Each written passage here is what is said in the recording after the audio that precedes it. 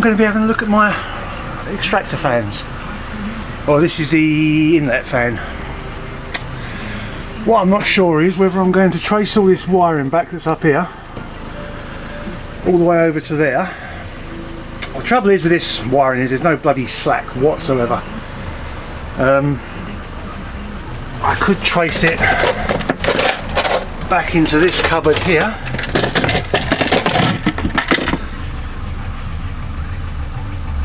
This is where eventually I'm going to be cutting the cable. As you can see, there's no slack in any of this cable whatsoever.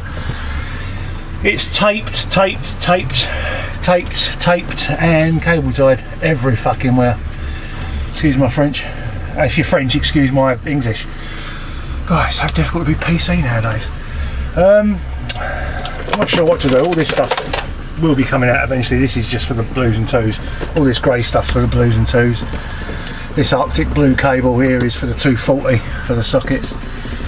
At the moment that just runs to a plug in the front of the cab that used to plug into the inverter. Oh, smells a bit damp in there. Really need to be airing this van out and get some heat in it. But it will be damp because of my grass problem. So anyway, back to the roof vent. As you can see, possibly, they've Sikaflexed the wires. Wherever it passes through any sort of box section, the wire is Sikaflexed. So there's no way I'm drawing that back through to get any slack on it. So I'm wondering whether to fit the control box here in this space. It should fit. Let's have a look, shall we?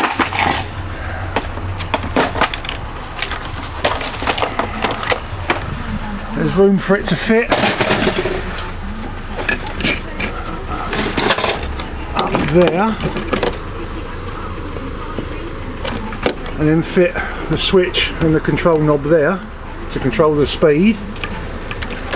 Or do I fit all the control electronics behind here and fit the knob and the switch up there?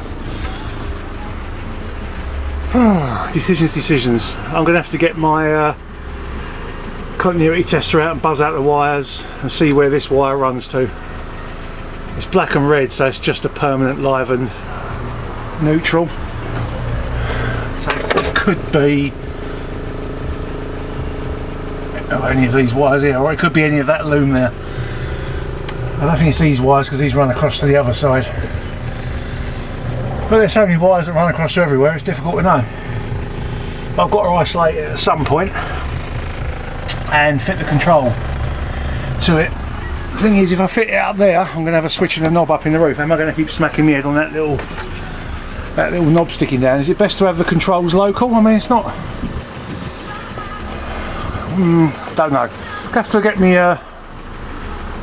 No, what I have to do is clear some of this rubbish out. The trouble is, when you start converting it, your van starts filling up with rubbish. You get less room to convert it. It's like a cascade effect. I think I'll move it to the back where it can all fall out, and then I can forget about it and someone can come along and nick it at a later date. That's what usually happens. Anyway, I'm going to turn the camera off and I'll get back to you soon, peeps. I'm going to have a good long think. Okay then, peeps, time for a bit of a lash up. This is the wiring for the roof fan. As you can see, there's the roof fan. There's the wiring going into my, not so cheap, I think they were £14 each conversion box. Anyway, I've got it wired in.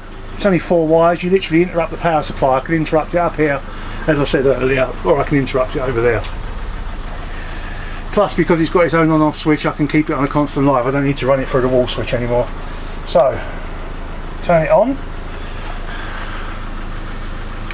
As you can see, it's not working. Turn the switch on.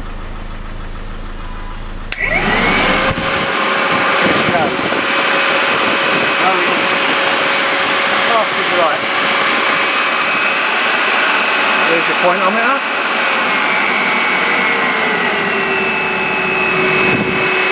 Slow as you like. Using the pointometer, you can even switch it fully off, which I suppose you've got to have the switch because you've got better reverse directions, but you can have it slow and steady, and you can't even hear that. That is lovely. can turn it up. Barely audible. Don't forget I'm going to have a diffuser on top of this, that'll be even quieter. This is where the settings are. That's off. That's on. I don't know if you can hear it, it's barely audible. I don't know if you can hear it over the engine running. As I say, I've got to keep the engine running otherwise the Phoenix system licks the battery. That's acceptable. That's a bit noisy. That's freaking Boeing 747 on takeoff. That's how it normally runs. So, get the switch it off, switch it to its second position, and watch it run backwards. See? You don't want to do it too often because you're going to blow something up, but forwards, that's blowing in.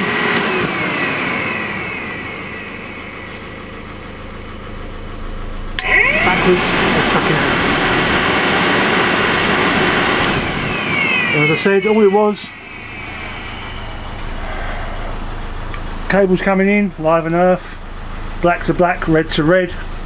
On the way out, it's blue to black and green to blue, I know, but I don't want to let these two connections touch each other. I haven't got any male spade connectors that are insulated at the moment. I've got to get some, so I should be on Amazon tonight.